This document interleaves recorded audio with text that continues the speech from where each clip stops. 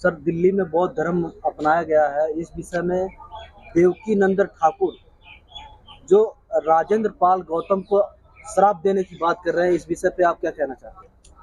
देखिए, जो मैंने भी उनका स्टेटमेंट सुना है, उन्होंने कहा भाई जिन्होंने 22 प्रतिज्ञाएं ली हैं वो, और जो उन्होंने दिलवाई हैं और ली हैं जिन्होंने, वो सारे के सारे नरक में जाएंगे। ठीक है जी, उनको वो श्राप दे रहे हैं कि नरक में जाने का। तो मैं तो कह रहा हूँ कि पहली बात तो एक अच्छी बात है कि उसने नरक में जाने का श्राप दिया, क्योंकि बुद्ध जो परंपरा है या जो दूसरे धर्मों की इसमें परंपरा है, और खासतौर पे जो जो परंपरा है नरक और स्वर्ग की, हम स्वर्ग में जाना ही नहीं चाहते।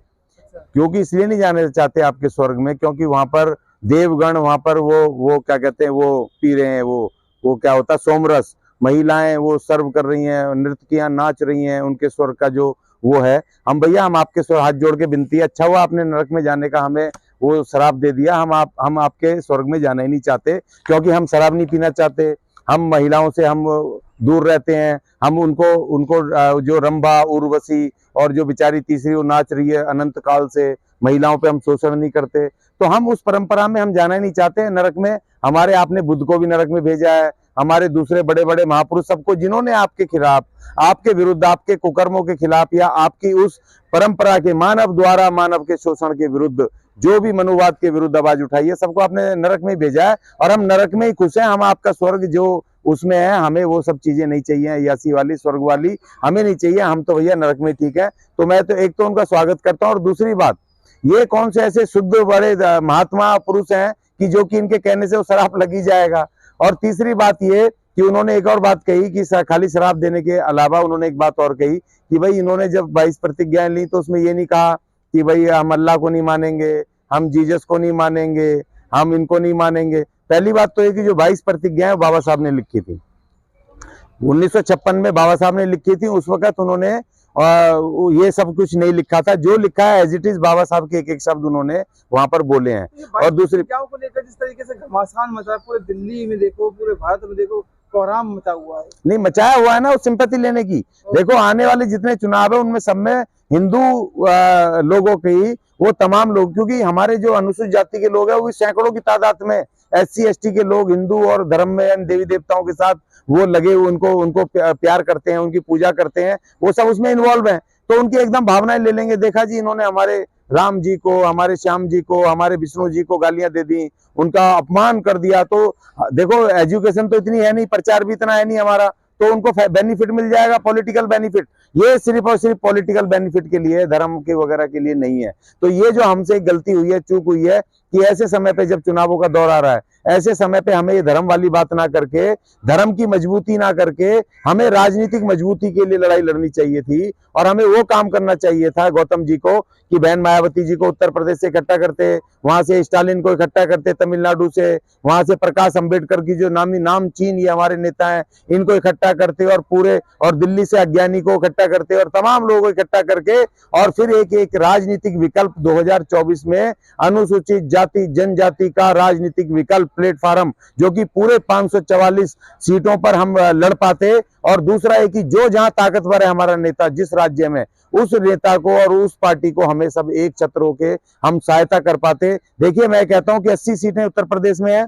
80 सीटों में से अगर 60 से 70 सीटें बहन मायावती जी अगर हमने दिलवा दी, और जो हो सकता है, पॉसिबल है, क्योंकि 1.5 करोड़ वोट बहन जी के पास है, और वहां पर उसका कैडर है, ताकत में है। और दूसरी बात यह कि 80 में से 60 सीटें यहां ले लो, और वहां पर तमिलनाडु में 40 में से 20 सीटें वहां पर ले लो, वहां स्टालिन पावर में है। और उधर वहां पर RJD ले ले, उत्तर वहां पर बिहार में, वहां पर 12 14 15 सीटें वो ले जाएं, और यहाँ पर प्रकाश अंबेडकर को वहां पर शक्ति दे दी जाए। ये मिलकर के 10 12 सीटें वहां से महाराष्ट्र से आ जाएं, 100 प्लस तुम्हारी हो जाएंगी, तो प्रधानमंत्री बहुजन बनेगा। ये झक मार करके ये जो तीसरे मोर्चे की पूरी लोग हैं वो प्रधानमंत्री बनाएंगे आपकी शक्ति। और नहीं भी बने तो आप इस देश, आपके बिना इस देश की सरकार नहीं बनेगी, या बनेगी भी तो मजबूत विपक्ष होगा जो संविधान को बचा पाएंगे और भारत के स्टेटस को बचा पाएंगे। क्या आपको लगता है कि देवकी नंदन ठाकुर के श्राप देने से देश की जो जनता है, या बौद्धिस्ट जो है, या राजेंद्र पाल गौतम भस्म हो जाएंगे? नहीं नहीं, भस्म तो वही हो गया। देखो अभी तो मैंने एक बार 4-5 साल पहले बोला था तो बहुत सारे उनके भगत कम हो गए थे।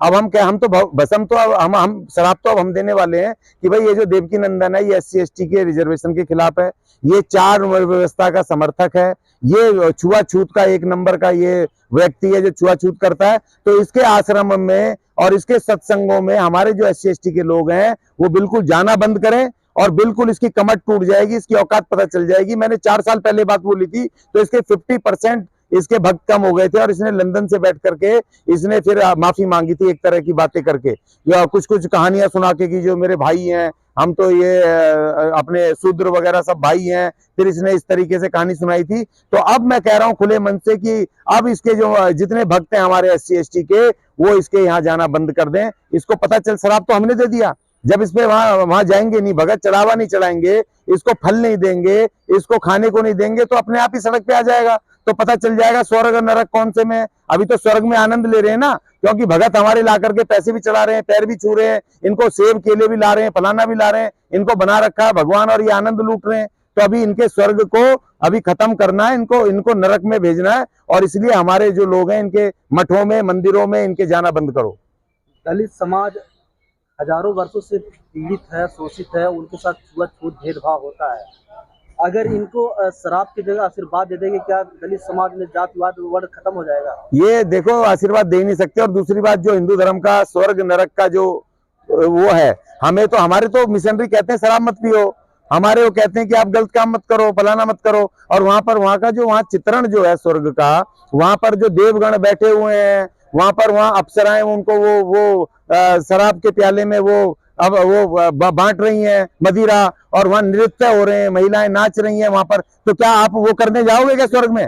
भैया हमें स्वर्ग में नहीं जाना, हम नरक में ठीक है। हम मेहनत कश लोग, अपनी मेहनत से, अपनी ईमानदारी से हम अपनी रोजी रोटी खाते हैं। हम शराब नहीं पीना चाहते, हम नहीं चाहते किसी महिला हमारे सामने नाचे, हम किसी बहन बेटी को हम सबको इज्जत देते हैं, हमें नहीं चाहिए। हम बाबा साहब के लोग हैं, हम इस देश में उन महान आत्माओं के लोग हैं, हम इस देश के अनार्य मूल नागरिक, हम हमारे आदिवासी कबीलों से लेके हम मेहनत करके अपनी रोटी खाते हैं, अपना सब कुछ करते हैं। हमें बिल्कुल इस तरह की कोई स्वर्ग नहीं चाहिए, अपना स्वर्ग अपने पास रखो। राजनीतिक पार्टियों में आपने देखा होगा बाबा साहब की प्रतिमाएं तो बहुत ऑफिसों में लग जाती है, परंतु उनकी नीतियों की बात कहें या उनके धर्म की बात करें या उनकी शिक्षा की बात करें, वो कहीं देखने को नहीं मिलते। नहीं, यही तो अफसोस है ना कि हमारे लोग झांसे में पढ़े लिखे लोग आ जाते हैं कि किसी आदमी ने, मायावी आदमी ने बाबा साहब की फोटो ले लिया, जय भीम बोल दिया, तो कहेंगे अरे ये आ गया हमारा आदमी, बिना ये जाने, उसकी हकीकत जाने, नीतियां जाने, उसका कार्यक्रम जाने, एकदम उसके पीछे भीड़ को देख करके आकर्षित हो जाते हैं, अच्छे अच्छे चोले को देख करके आकर्षित हो जाते हैं।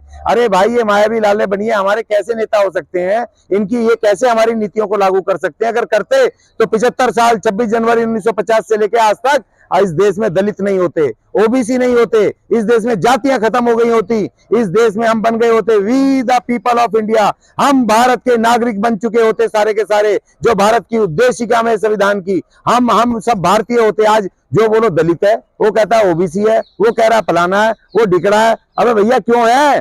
तुमने संविधान लागू नहीं करा, तुमने नीतियां लागू नहीं करी, इसलिए इनको कोई हमारा अगर बाबा साहब की जय बोले तो उस मायावी को पहचान लेना, उसके झांसे में मत आना। कोई भगत सिंह की और बाबा साहब की फोटो लगा ले तो उसको क्रांतिकारी योद्धा मत समझ बैठना, अपना हितैषी मत समझ बैठना, क्योंकि वो जब तक अपने नाम के पीछे से लाला नहीं हटाएगा, जब तक अनार्य नहीं लगाएगा, हम उसकी बात नहीं सुनेंगे। स्वर्ग और नरक के डर से हर साल लाखों करोड़ों रुपए और लाखों करोड़ों लोग अपनी जान गंवा बैठते हैं। तो क्या लगता है कि स्वर्ग नरक होता भी है कि इस देश में? नहीं, देखो स्वर्ग नरक की इन्होंने परिभाषा नहीं बताई ना, और हम भी नहीं बता पाए आम जन को कि भैया जो जिस स्वर्ग के लिए पूजा कर रहे हैं वहां तो दारू पीनी है, वो औरतें अपने आप रोक देंगी पूजा करनी, क्योंकि अपने बच्चों को या पति को आप वहां शराब पीने भेजोगे क्या स्वर्ग में? वहां क्या करने भेजोगे स्वर्ग में? मतलब वहां आनंद लूट रहा, आनंद के लिए भेजोगे क्या अपने बच्चों को? तो भाई वह जब आप बताओगे तो वो औरतें कहेंगी भाई हमें स्वर्ग नहीं चाहिए, हम तो अपने बच्चों को, वो तो कहती है दारू मत पी, वो मत कर, फलाना मत कर। और जब पता चलेगा स्वर्ग में तो अप्सराएं नाच रही हैं और वो महिलाएं अपने देवगणों को वो मदिरा पे पान करा रहे हैं, तो अपने आप ही उनकी होश ठिकाने आ जाएंगे, अपने आप ही छोड़ देंगे स्वर्ग का कहानी। तो उनको शराब देने की जरूरत नहीं है भाई, अपना स्वर्ग अपने पास रखो। मैं कह रहा हूँ तुम्हारा शराब की जरूरत नहीं है, हम खुद ही छोड़ रहे हैं तुम्हारे स्वर्ग को। हम तो नरक में ही ठीक है, हम मेहनत करने वाले ईमानदार जो दारू से दूर रहते हैं, सारे छल कपट से दूर रहते हैं, हम बिल्कुल ठीक है। इस देश के अनार्य समाज इस देश की प्रकृति को प्यार करने वाले, एक मानव को प्यार की तरह समझने वाले, मानवता को प्यार करने वाले हम इस देश के अनार्य लोग हैं। हमें अपना स्वर्ग नरक ही ठीक है भाई, अपना रखो अपना स्वर्ग।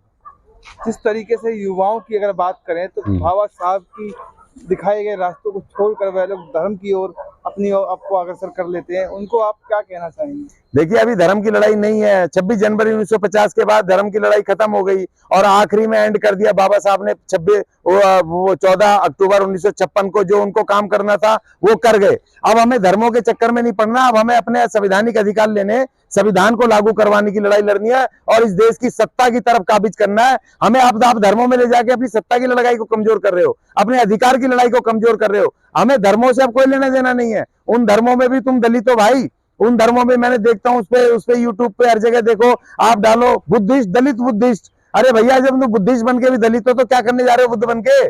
तुम जब वहां मुस्लिमों में भी, इस्लाम में भी जब तुम वहां पर दलित हो, जब वहां क्या कर रहे हो तुम वहां पर? जब तुम वहां पर जाके सिखों में भी तुम मजहबी सिख हो, वहां भी तुम अछूत हो, तो आओ, क्या जरूरत पड़ी है? संविधान को लागू करो भाई, भारतीय बनो, इंडियन बनो, अपने अधिकार की बात करो और सत्ता की तरफ बढ़ो।